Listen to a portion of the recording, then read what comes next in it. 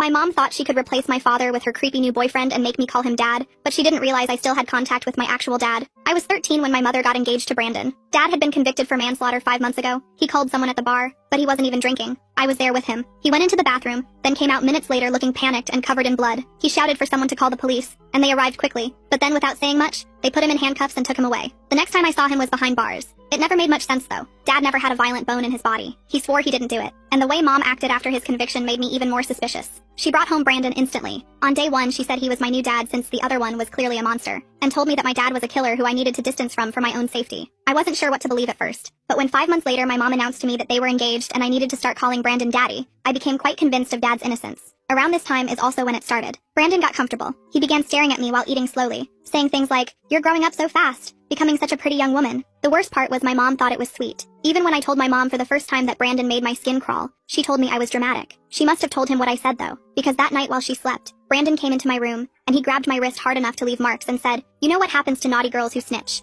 I was terrified, but I knew I couldn't trust my mom by telling her, so I kept it a secret. I also started keeping a different secret around this time. I started writing letters to Dad. I'd hide them between my textbook pages and mail them from my friend's house after school. Dad would write back through the prison email system to an account I created without Mom knowing. Things got really bad one specific Thursday though. I came home from school one day to find out Mom had changed my last name on all school records to Brandon's without telling me. "You'll thank me when you're older," she said. That night Brandon came into my room to celebrate being a real family now, and sat on my bed. He put his hand on my thigh and said I should be grateful to have a dad who cares. I pushed him off and locked myself in the bathroom until he left. I remember writing to Dad about that incident. The letter I got back from him was on real paper this time, and parts of it were damp and see-through, almost as if he had cried while writing it. That almost broke me. But luckily there was one thing I looked forward to, the chance to see him. His birthday was coming up, and I remember enthusiastically asking Mom if I could visit him. I told her I knew she didn't like him, but it was his birthday. Just today, and for a few minutes. "Please," I said. But of course I got told no. Actually, I got told something even worse. Mom said we couldn't go because that exact weekend Brandon coincidentally had car show tickets and expected us all to go together. He specifically requested us to have adjoining hotel rooms. When I told them I'd rather visit Dad, Mom exploded. "He's a killer! You're not visiting a murderer!" When I said, "He's innocent and he's still my dad," Brandon backhanded me across the face while Mom watched. She said nothing. I was forced to go with them that weekend, and while I was sleeping, the worst happened. Brandon snuck in, he was drunk, and this time he didn't restrain himself to just a thigh grab. His hand went all the way. I had never felt so disgusting and humiliated. I remember traveling home broken. And to make matters even worse, the week we came home,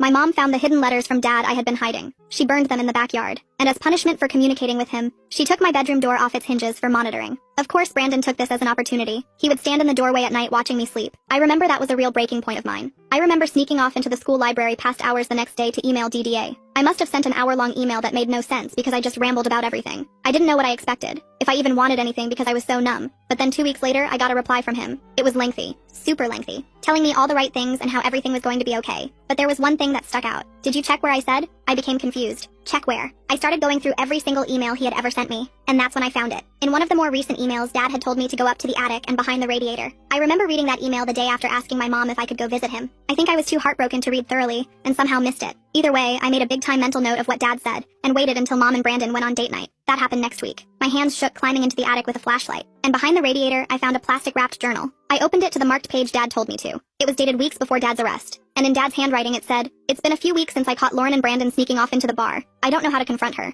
I was shocked, taken aback, and that's when I heard the sound of a car pulling into the driveway that made my blood run cold. They were back early. The restaurant must have been too crowded, or maybe they'd had a fight. I could hear car doors slamming and Mom's heels clicking on the walkway. My heart pounded as I clutched the journal to my chest, knowing I had only seconds to decide what to do. I heard Brandon's heavy footsteps on the stairs, each creak of the old wood sending a jolt through my chest. My hands were shaking so bad I almost dropped the flashlight, its beam dancing wildly across the dusty attic floorboards. I shoved the journal under my shirt, the leather cover cold against my skin, and scrambled toward the attic opening, but I was too slow. Brandon's head appeared through the hole just as I reached the ladder, his dark eyes immediately locking onto mine. He stared at me for a long moment, his expression unreadable in the dim light. Then he climbed up the rest of the way, his broad shoulders barely fitting through the opening. I backed up against the wall, feeling the rough wood press into my spine, the journal pressing against my stomach under my shirt. He looked around the attic slowly, deliberately, taking in the disturbed dust that hung in the air like tiny ghosts. The moved boxes near the radiator where I'd found Dad's hidden things. He asked what I was doing up here, his voice calm, but with an edge that made my skin crawl. I told him I was looking for my old stuffed animals from when I was little, trying to keep my voice steady. He didn't believe me. I could see it in the way his jaw tightened, the way his hands flexed at his sides. He stepped closer, and I could smell the wine on his breath from dinner,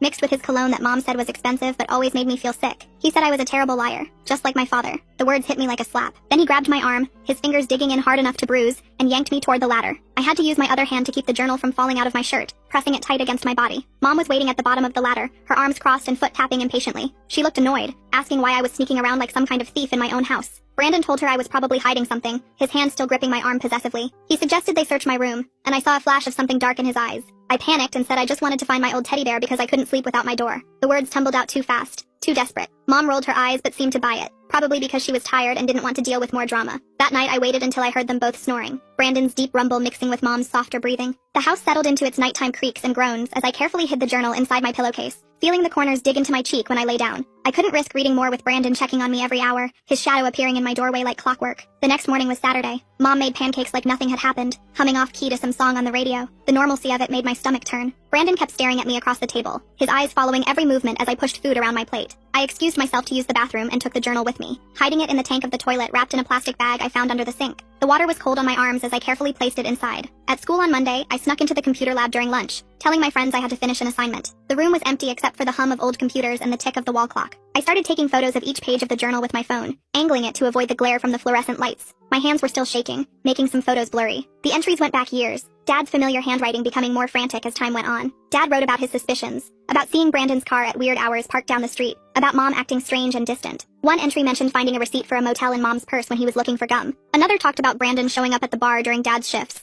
always watching from a corner booth, always lurking like a predator studying its prey. I uploaded everything to a cloud account I made with a fake name, my heart pounding as the progress bar slowly filled. Then I deleted the photos from my phone, checking twice to make sure they were really gone. I knew Brandon might check it. He'd been going through my things more lately. When I got home that day, he was waiting in my room, sitting on my bed like he owned the place. He'd gone through everything. My drawers were dumped out, clothes scattered across the floor like fallen leaves. My mattress was flipped, the box spring exposed. Even my old jewelry box was emptied, cheap necklaces and friendship bracelets tangled together. He asked where it was, his voice dangerously quiet. I played dumb, asking what he was talking about, trying to look confused instead of terrified. He grabbed my shoulders and shook me hard, my teeth clicking together. He said he knew I found something in the attic, that he wasn't stupid. Mom came home then, her keys jingling as she called out hello. She asked what was going on, surveying the destruction of my room with raised eyebrows. Brandon smoothly lied, his entire demeanor changing in an instant. He said he was helping me reorganize my messy room, that I'd asked for his help. He even smiled, that fake smile that never reached his eyes. She believed him like always, probably because it was easier than asking questions. That night at dinner, Brandon announced they were moving up the wedding. Instead of next year, it would be next month. He said he couldn't wait any longer to make our family official. Mom squealed with excitement, clapping her hands like a child. I felt sick, the chicken on my plate suddenly looking gray and unappetizing.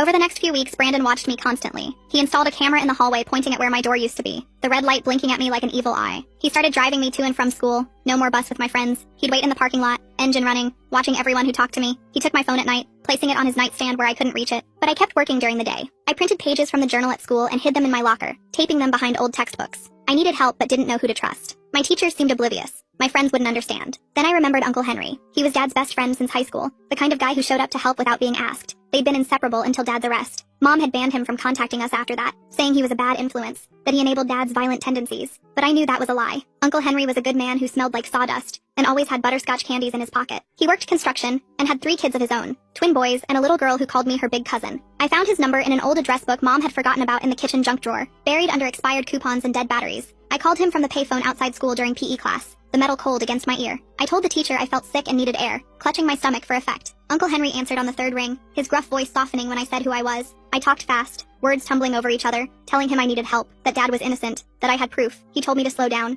to breathe. Then he said to meet him at the public library after school the next day. He'd tell my mom he saw me walking and offered a ride if she asked. His voice was steady, reassuring, and for the first time in weeks, I felt like maybe things would be okay. Brandon was suspicious when I said I was staying late for a group project. He grilled me about who was in my group, what the project was about, which teacher assigned it. But my history teacher backed me up when he called to check, probably annoyed at being bothered during her planning period. I practically ran to the library, my backpack bouncing against my spine. Uncle Henry was waiting in the parking lot in his old pickup truck. The red paint faded but clean. He looked older than I remembered, with more gray in his beard and deeper lines around his eyes. I showed him photos of the journal entries on my phone, swiping through them quickly. His face got darker with each one, his knuckles white as he gripped the steering wheel. He said he always knew something was off about Dad's arrest. The story never made sense. Too many holes, too convenient. He asked if I still had the actual journal. I told him where I hid it, and he nodded approvingly. He said we needed more than just Dad's suspicions. We needed real evidence, witnesses, something concrete. He knew some people who worked at the bar that night. Maybe they saw something, remembered something the police didn't bother to ask about. Over the next 2 weeks, I met Uncle Henry at the library 3 more times. Each meeting felt like a spy movie, checking over my shoulder, taking different routes.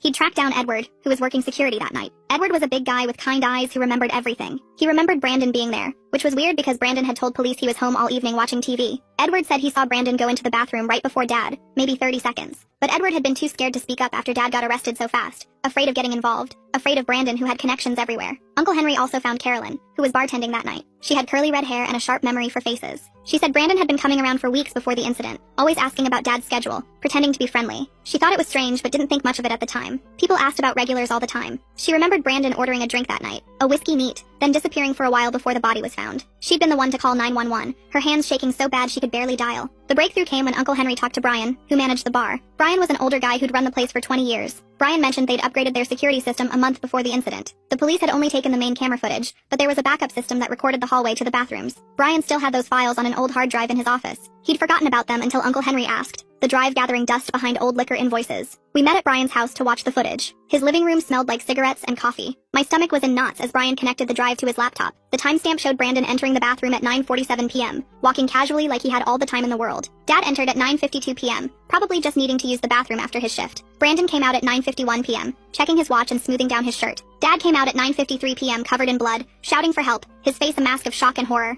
It was clear as day. Brandon had 4 minutes alone in that bathroom, more than enough time to call someone and set up a frame job. Uncle Henry copied the footage onto multiple USB drives, his hands steady and methodical. He said we needed to be careful about how we handled this. We couldn't just go to the police. Brandon might have connections there, friends who owed him favors. We needed to build an airtight case first. He told me to act normal at home, not to let on that we knew anything. It was the hardest thing I'd ever had to do. But Brandon must have sensed something. Maybe I was a bad actress. Maybe he was just paranoid. He started getting more aggressive. One night he came into my room and sat on my bed, the mattress dipping under his weight. The hallway camera couldn't see him from that angle. He said he knew I'd been sneaking around with Uncle Henry. Someone had seen us at the library, probably one of his buddies who seemed to be everywhere. He said if I didn't stop whatever I was doing, Mom might get hurt. He said accidents happen all the time. His voice casual like he was discussing the weather. People fall downstairs, cars have brake problems, gas leaks happen. I understood the threat, felt it settle in my chest like a cold stone. I was terrified but tried to stay calm, keeping my breathing even. I told Uncle Henry at our next meeting, whispering even though we were alone. He said we needed to move faster. He'd been in touch with Dad's lawyer, showing him what we'd found. The lawyer was excited but cautious. He said we needed the original journal too. It would strengthen the case, prove the photos weren't doctored. I told him I'd get it, even though the thought made me want to throw up. That night I waited until 3 a.m., watching the clock's red numbers change with agonizing slowness.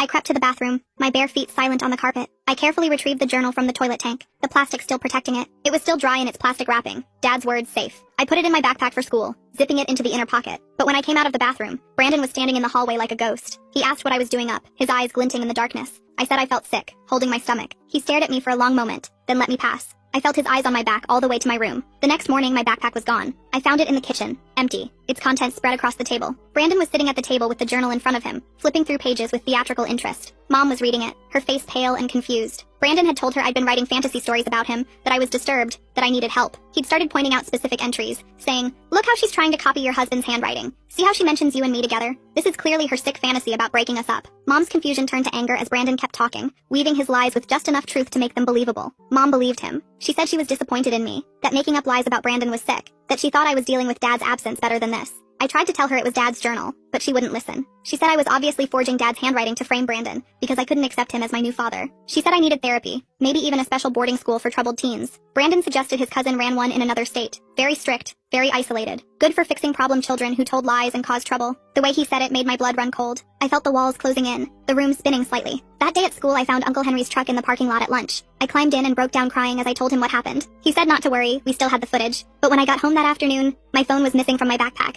Brandon had it. He went through everything and found my cloud account, guessing the password after 3 tries. He made me watch as he deleted all the journal photos, his finger stabbing at the screen with vicious satisfaction. He said Uncle Henry's copies wouldn't matter without the original to verify them against. He said the photos could be faked, that any decent lawyer would argue they were doctored without the original journal to compare the handwriting. The bar footage was different. That was from an official security system with timestamps that could be verified. But handwriting in photos? Too easy to forge. That night Mom told me I was leaving for boarding school on Monday. This special place would help me deal with my delusions about Brandon. She'd already called the school. They were expecting me. It was 1,000 miles away in the mountains. No phones allowed. No outside contact for the first 6 months to avoid negative influences. I realized this was Brandon's plan to shut me up for good, to make me disappear without actually calling me. I managed to slip out Saturday morning when Mom went grocery shopping and Brandon was in the shower. I could hear the water running as I eased open the front door. I ran to Ashley's house and used her phone to call Uncle Henry. Ashley's mom was at work and Ashley covered for me, bless her. I told him about the boarding school. He said to pack a bag and meet him at the library in an hour. But when I got back home, Brandon was waiting on the front steps, his hair still damp. He'd noticed I was gone. He dragged me inside by my hair, my scalp burning. Mom wasn't back yet. He threw me against the wall hard enough to knock a picture frame down, and said I'd ruined everything. He said he'd worked too hard to let a bratty kid destroy his plans. He said Dad deserved to rot in prison, that he'd been planning this for months before that night at the bar. He said Mom was easy to manipulate, so desperate for attention after Dad started working 2 jobs to pay off the mortgage. I asked him why he called that man in the bathroom, needing to hear him say it. Brandon laughed. An ugly sound. He said the guy was just in the wrong place at the wrong time. Brandon had gone in there to plant a bloody knife he'd prepared, one that would have Dad's prints on it from the kitchen at home. But the hammered guy saw him placing it near the sink and started asking questions, getting too close. So Brandon had to silence him, quick and messy, using that same knife. Then when Dad came in minutes later to help, it was perfect. The blood was fresh, Dad's prints got on everything when he tried to help the victim, tried to stop the bleeding,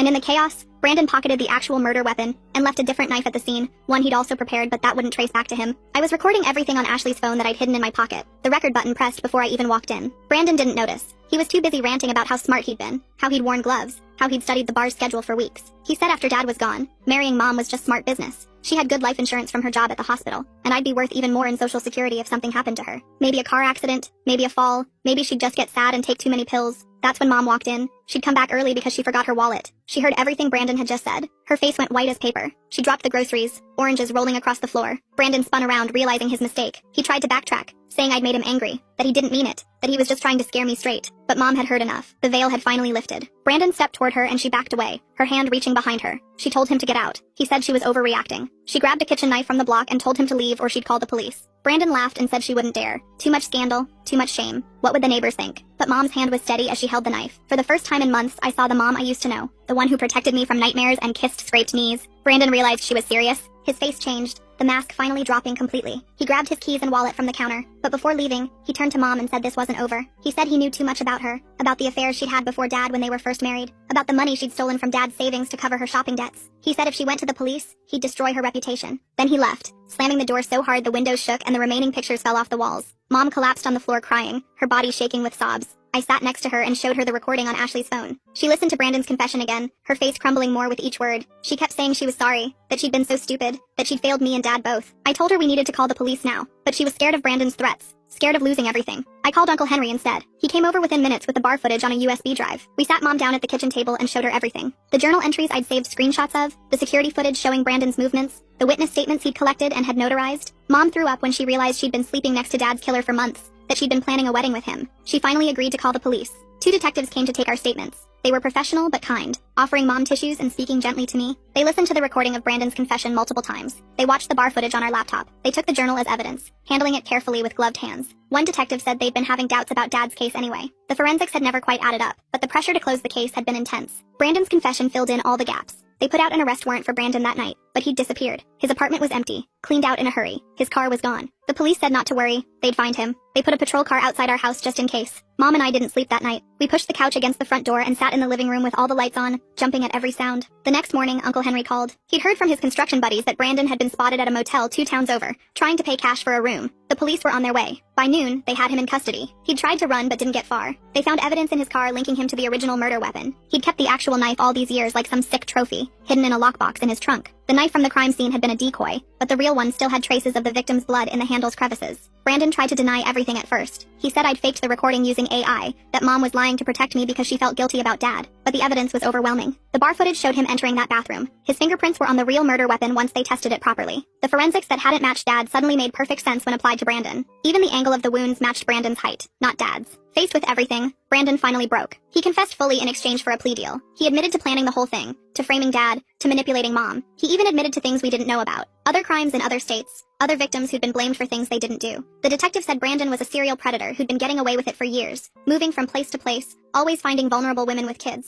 Dad's lawyer filed for an emergency appeal based on the new evidence. The judge reviewed everything and ordered Dad's immediate release. After 8 months in prison for a crime he didn't commit, Dad was coming home. Mom and I drove to pick him up. The ride was silent except for the radio playing softly. Mom kept crying, dabbing at her eyes with tissues. I didn't know what to say, my throat tight with emotion. When the prison gates opened and Dad walked out, he looked smaller than I remembered. Thinner, older, his hair more gray than brown now, but his eyes lit up when he saw me. I ran to him and hugged him tighter than I'd ever hugged anyone. He smelled different, like industrial soap and sadness, but he was still my dad. He held me and cried into my hair, whispering that he'd missed me so much, that he'd never stopped believing I'd know the truth. Mom stood back, unsure, wringing her hands. Dad looked at her for a long moment. Then he said they'd talk later, that right now he just wanted to go home. The drive back was quiet except for Dad asking small questions. How was school? Had I grown taller? Was my favorite restaurant still open? Normal Dad questions that felt anything but normal after everything we'd been through. We got home and Dad just stood in the doorway for a minute, looking around like he was memorizing everything. The house looked different without Brandon's stuff everywhere. Mom had thrown out anything he'd touched, leaving weird empty spaces on shelves and walls. Dad walked through each room slowly, running his fingers over furniture, picking up picture frames that Mom hadn't gotten around to replacing yet. That first night was awkward as hell. Dad slept on the couch even though Mom offered him their old bedroom. I heard him moving around at 3 a.m., probably couldn't sleep after months in a cell. I found him in the kitchen making coffee with shaking hands. We sat at the table in silence until he finally asked if I was okay. Really okay. I told him about Brandon, about everything. He listened without interrupting, his jaw getting tighter with each detail. When I finished, he said he was sorry he couldn't protect me. I told him it wasn't his fault. The next few days were a blur of lawyers and paperwork. Dad's lawyer was working on getting his record completely cleared, not just overturned. There was talk of compensation for wrongful imprisonment, but Dad said he didn't care about money. He just wanted his life back. Mom kept trying to talk to him, following him around the house, but he wasn't ready. He'd answer her questions with one word and find excuses to leave the room. Brandon's trial date was set for 6 months out. The prosecutor said with his confession and all our evidence, he'd probably get life without parole. They'd linked him to 3 other murders in different states, all with similar patterns. He'd frame someone close to the victim, then swoop in to comfort the grieving family. The detective said we were lucky, that his other victims hadn't survived to expose him. I went back to school, but everything felt different. Kids whispered when I walked by. Everyone knew about Brandon and Dad by now. Ashley stuck by me though, and a few other friends who actually mattered. My teachers were extra nice, which almost made it worse. I didn't want pity, I just wanted normal. But normal was gone, probably forever. Dad started working construction with Uncle Henry. Manual labor, he said, helped clear his head. He'd come home exhausted and covered in dust, but he seemed calmer. He was seeing a therapist too, some guy who specialized in wrongful conviction trauma. Dad didn't talk about the sessions, but I could see they were helping. He stopped flinching when doors slammed, stopped checking locks obsessively. Mom moved out after 2 weeks. She rented a small apartment across town, said she needed space to figure things out. I was relieved, honestly. The tension when her and Dad were in the same room was suffocating. She'd betrayed him in the worst way possible, even if Brandon had manipulated her. Some things you can't come back from. She asked if I wanted to stay with her sometimes, but I said no. I needed to be with Dad. The divorce papers came a month later. Dad signed them without reading them, just wanted it over. Mom gave him everything. The house, the car, full custody of me. Her guilt was eating her alive. She started seeing a therapist too, trying to understand how she'd been so blind. I felt bad for her sometimes, but then I'd remember how she chose Brandon over Dad, how she didn't believe me, and the sympathy would dry up. Uncle Henry became a regular at our house. He'd bring his kids over on weekends and we'd have cookouts like the old days. His twins, Elijah and John, were only 8, but they idolized Dad. They didn't care about his past, just that he could throw a football and tell funny stories. His daughter Deborah was my age and we got close fast. She understood what it was like to have your family turned upside down. Her mom had left when she was 10. 3 months after Dad got out, I had to testify at a pretrial hearing. The prosecutor said my testimony would help ensure Brandon couldn't claim insanity or coercion. I wore my nicest dress, the blue one Dad bought me for my birthday 2 years ago. My hands shook as I swore to tell the truth. Brandon sat at the defense table in an orange jumpsuit, looking smaller than I remembered. He tried to catch my eye, but I stared straight ahead. I told them everything. About the threats, the touching, the night at the hotel. The judge had to call a recess when I talked about finding Dad's journal because I started crying too hard to continue. Dad wasn't allowed in the courtroom since he might be called as a witness later, but Uncle Henry was there. He gave me a thumbs up from the gallery, reminding me I was brave, that I could do this. Brandon's lawyer tried to make me look like a confused kid, asking if maybe I'd misunderstood Brandon's intentions. I stayed calm and repeated what happened, exactly as it happened. The prosecutor showed the recording from Ashley's phone, and Brandon's face went gray. His lawyer asked for a plea deal that afternoon. 25 to life instead of life without parole. The prosecutor said no way. After the hearing, reporters tried to talk to us outside the courthouse. Dad shielded me with his body as we pushed through them to Uncle Henry's truck. They shouted questions about forgiveness, about moving forward, about how it felt to see Brandon in chains. We didn't answer. There was nothing to say that would make them understand. This wasn't entertainment. It was our life. Mom started sending me letters. Long rambling apologies about how she failed as a mother, how she should have seen the signs. I read the first few, then started throwing them away unopened. Dad said I should consider forgiving her eventually, for my own peace, not hers, but I wasn't ready. Maybe I'd never be ready. She'd chosen a monster over her own family. Some things are unforgivable. Brandon's actual trial was brutal. They brought in his other victims' families, showing pattern after pattern of his behavior. One woman from Arizona testified about how he dated her after her husband died in a suspicious accident. She'd gotten bad vibes and dumped him, probably saved her own life. Another family from Nevada talked about their son who was serving time for a murder that sounded exactly like Dad's case. The prosecutor said they were reopening that case too. Dad testified on day 3. He wore his only suit, the one from their wedding that he'd kept for some reason. He talked about finding the body, about trying to help, about the confusion when they arrested him. He talked about prison, about missing my birthday, about writing letters I'd never get to read. His voice broke when he talked about the day I was born, how he'd promised to always protect me and felt like he'd failed. Brandon took the stand on day 5, against his lawyer's advice. He tried to paint himself as a victim of circumstance, said the man in the bathroom had attacked him first. But under cross-examination, his story fell apart. He contradicted himself, got angry, showed his true face to the jury. When the prosecutor asked about his plans for me and Mom, he refused to answer. His own lawyer looked defeated.